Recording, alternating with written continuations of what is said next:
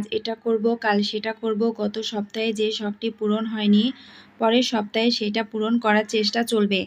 খরচের পরিমাণটা এ মাসে কমালাম, পরের মাসে আরেকটু বাড়াবো। ভবিষ্যতে আর কি কি হবে আমাদের আর না বা হবে, এসব চিন্তায় ঘুমাতে পারি আর না পারি। আজ একটু কম খেয়েছি, কাল একটু বাড়িয়ে খাবো।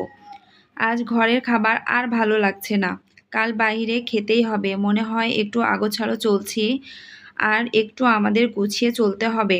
কত চিন্তা, কত হিসেব কষে রাখি এ জীবনের, অথচ আমাদের রিজিকের খাতা যখন শূন্য হয়ে যায় তখনই মানুষ পাখি হয়ে উড়ে গিয়ে ডানা ঝাপটায় ওই নীল আকাশে। আমরা কেবল প্ল্যান করি ভবিষ্যতের, এদিকে বর্তমানে তার হিসেবের কতখানি লিপিবদ্ধ করে নেই জীবনযাত্রা, তা কেউই কখনো আমরা তা টের পাই না। এটাই হচ্ছে আমাদের বাস্তবতা।